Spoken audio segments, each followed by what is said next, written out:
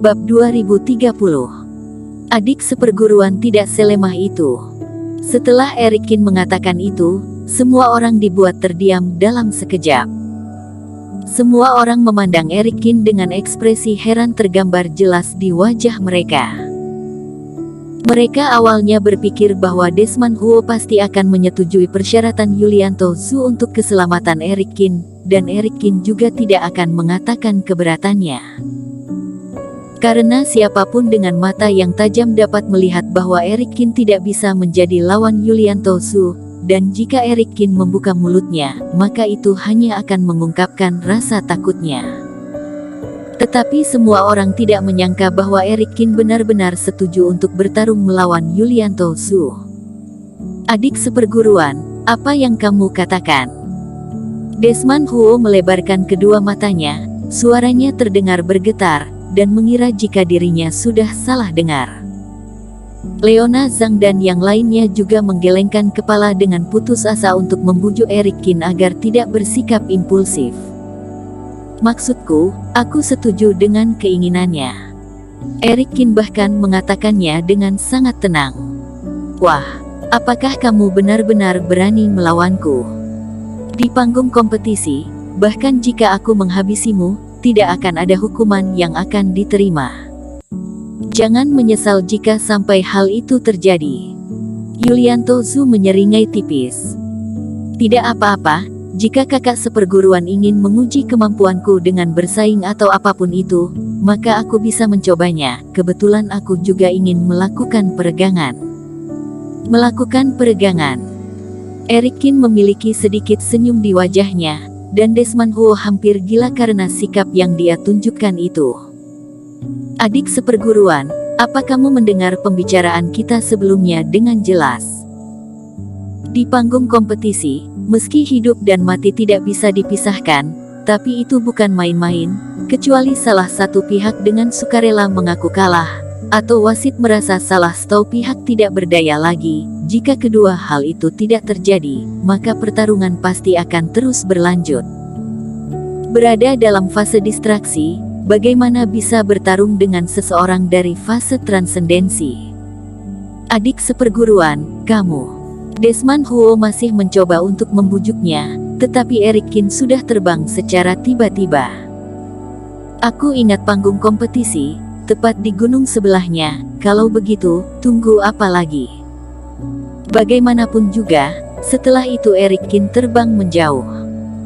Meskipun dia tidak ingin mengungkapkan kekuatannya, untuk alasan ini, Erikin tidak terlalu peduli lagi dengan itu. Ketika tetua Ni baru saja memperkenalkan aturan yang ada dalam sekte, dia mengatakan bahwa jika dia masih belum diakui dalam pemungutan suara kali ini, dia tidak memenuhi syarat untuk penilaian dalam 100 tahun. Bukankah konyol memasuki partai bagian dalam untuk seorang api sejati Dharmakaya? Jadi karena Yulianto Zhu sangat ingin mencari kematian, maka Erikin akan membuatnya mendapatkan keinginannya itu. Desmond Huo, bukan aku tidak mempertimbangkanmu, hanya saja adik seperguruanmu sendiri yang mencari kematiannya, karena itu aku tidak akan bersikap sungkan lagi. Setelah melihat ini, Yulianto Zhu mencibir dan juga terbang menjauh. Banyak orang yang hadir menunjukkan minat di wajah mereka, dan mengikuti kemana arah mereka terbang.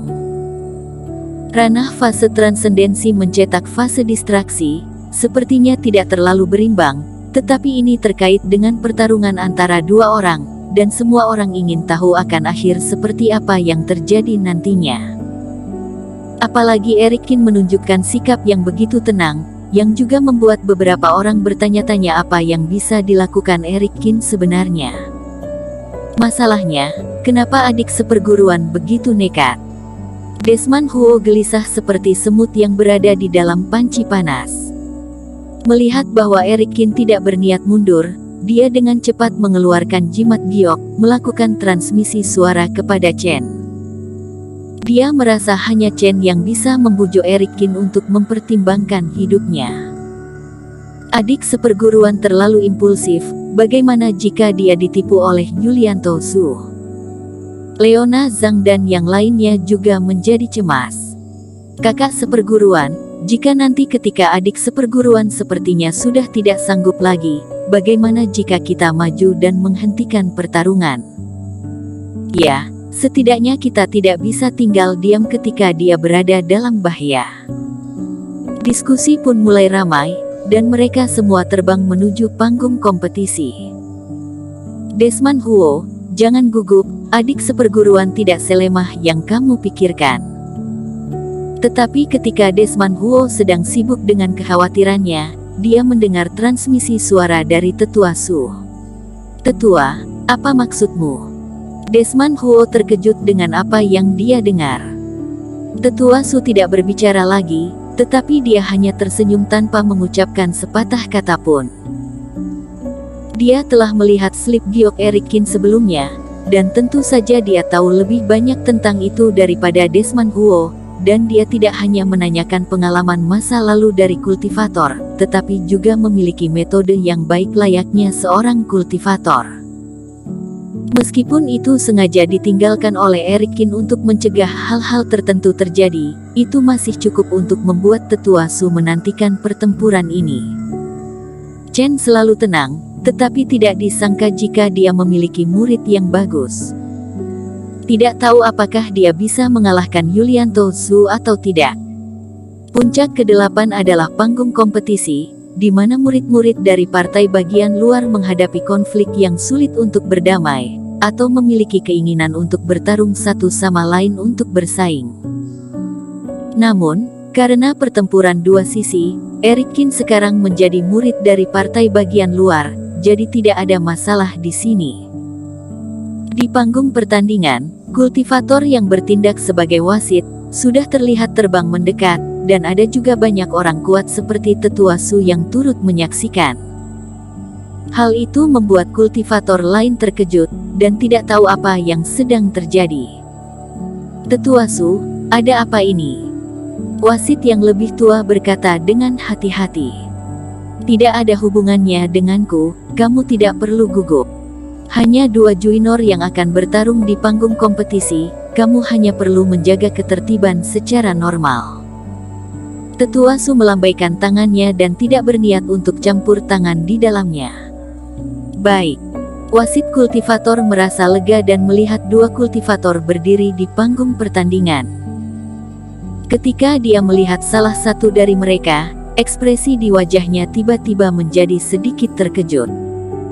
Pria berbaju putih ini, rasanya sangat tidak asing. Yulianto Su di sekte juga dianggap sebagai kultivator dari generasi muda, tetapi kultivasi yang dia miliki tidak bisa diremehkan. Namun melihat di sisi lain, kultivator itu sedikit terkejut ketika mengetahui bahwa Eric Kin hanya memiliki basis kultivasi di fase distraksi. Bersambung. Bab 2031. Satu jurus langsung berlutut. Tak perlu dikatakan, wajah Eric Kin tidak dikenal, dan basis kultivasi lebih rendah dari Yulianto Su. Orang ini sangat berani sehingga dia berani setuju untuk bertarung dengan Yulianto Su. "Pengurus Li, kenapa kamu terbengong? Tidakkah dirimu melihat apakah akan bertarung?" Melihat pengurus yang lebih tua ini tertegun, Yulianto Su sedikit tidak puas dan berteriak dengan suara rendah. Dia sudah terbiasa sombong, dan seorang pengurus yang bertugas di panggung kompetisi partai bagian luar saja, tentu saja dia tidak memperhatikannya. Sebaliknya, ia merasa, dengan kekuatan dan identitasnya sendiri, berdiri di panggung kompetisi yang sama dengan Eric Kin di depan umum adalah hal yang memalukan. Jadi dia sangat kesal karena ada orang yang menonton, dan dia ingin segera menyingkirkan Eric Kin dan mengakhiri pertarungan memalukan ini. Baiklah. Pengurus Li diam-diam memarahi Yulianto Su karena sombong, tetapi dia tidak menunjukkan apa-apa, dia melompat ke atas panggung kompetisi. Pada saat yang sama, pengurus Li mengeluarkan sebuah token, melemparkannya ke udara, dan Reiki terbang keluar. Di atas tanah, kecemerlangan muncul dari tanah, membentuk formasi besar hampir 1000 kaki, mengelilingi sekitarnya. Perbandingan kultivator berbeda dengan pertarungan biasa, ilmu sihir yang digunakan sangat besar, dan sangat mudah untuk mencapai ratusan kaki dalam sekejap. Oleh karena itu, panggung kompetisi ini tidak hanya sangat luas, tetapi juga dikelilingi oleh formasi untuk mencegah reiki bocor dan melukai kultivator yang tidak ada kaitannya. Pengurus Li mengaktifkan panggung kompetisi dan mengesampingkannya, dan keduanya bisa melakukannya kapan saja. Dengan seringai di wajahnya, Yulianto Zhu menatap Eric Qin yang berdiri belasan kaki jauhnya. "Bocah, kamu berani bertarung denganku. Ini di luar dugaanku, tetapi kamu akan segera menyesali doronganmu. Aku ingin dirimu tahu apa yang akan dirimu dapatkan untuk memprovokasi seorang Yulianto Zhu."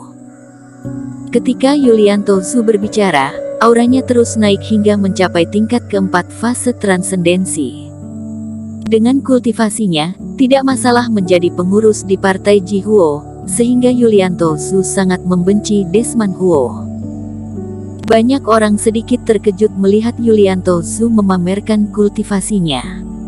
Kakak seperguruan Zhu memiliki kultivasi yang setara dengan Desmond Huo. Itu bisa ditampar sampai mati dengan satu tangan jika berurusan dengan omong kosong kecil ini. Ryu Zheng dan yang lainnya tampak bersemangat. Menurut mereka, kompetisi ini bukan pertempuran, itu hanya penindasan. "Kakak besar, satu langkah saja sudah cukup untuk menghabisi orang ini." Sugianto Zhu juga bangga. Merasakan aura tirani Yulianto Zhu, ekspresi Liona Zhang dan yang lainnya kembali berubah, merasakan kegugupan untuk Eric Qin. "Kakak seperguruan Huo, apa kultivasi junior ini? Fase distraksi tingkat berapa?" Liona Zhang mau tidak mau bertanya. Mereka dan Eric Qin baru pertama kali bertemu, belum akrab satu sama lain, sehingga Liona Zhang belum pernah bertanya kepada Eric Qin tentang kultivasi sebelumnya. Dan di luar tubuh Eric Qin, ada aura yang seolah-olah mengalir di sekitar, sehingga mustahil untuk melihat kekuatan spesifiknya. Seharusnya fase transendensi tingkat 8 atau 9. Desmond Huo juga berkata dengan ragu. Beberapa tahun yang lalu, dia bertanya tentang Chen secara kebetulan, dan Chen menjawab seperti itu juga. Tapi walaupun dia tidak bisa melihat kultivasi Eric Qin, dia hanya merasa auranya kuat atau lemah, dia berada dalam fase distraksi. "Basis kultivasimu ada di mulut dia." Dihadapkan dengan kata-kata sombong Yulianto Zhu, Eric Qin menajamkan telinga dan mengejek, "Tidak heran aku kalah dari kakak seperguruan Huo. Ingin menang melawanku bukan yang hanya mengandalkan omongan saja." Untuk kultivasi Yulianto Zhu, Eric Qin bisa menusuknya sampai mati dengan satu jari dengan mata tertutup, jadi dia tidak mau repot-repot berbicara omong kosong dengannya. "Hehe, sepertinya kamu memang ingin mati, maka aku akan memenuhi keinginanmu." Yulianto Zhu mencibir, seluruh tubuhnya bergetar, dan tubuhnya tiba-tiba menghilang di tempat. Singa melawan kelinci, dan juga menggunakan kekuatan penuhnya. Terlepas dari apakah Eric Qin telah menggunakan seluruh kekuatannya saat ini, Yulianto Zhu dengan cepat menggerakkan basis kultivasi tingkat 4 fase transendensi.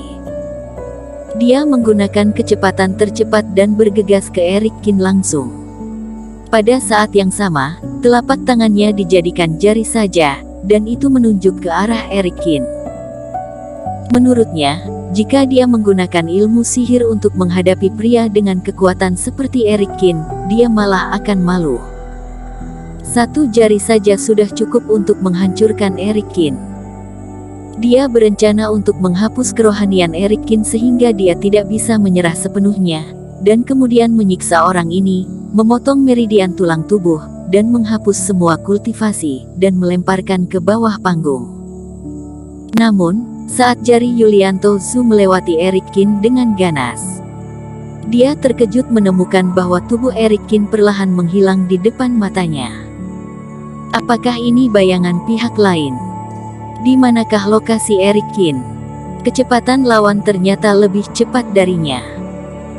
Sebelum Yulianto Zhu bisa bereaksi, dia merasakan sakit parah di lututnya di kedua sisi, lalu menjerit dan jatuh berlutut dengan bunyi keras. Kemudian dia diinjak dengan keras di punggungnya, dan seluruh tubuhnya mengarah ke tanah. Terjadi keheningan di bawah panggung kompetisi itu. Semua orang tercengang, seolah-olah mereka telah terkena jurus diam diri. Di depan mata mereka, Eric Kin tiba-tiba muncul di belakang Yulianto Su, dan kemudian Yulianto Su jatuh berlutut dan ditendang ke tanah oleh Eric Kin. Bersambung.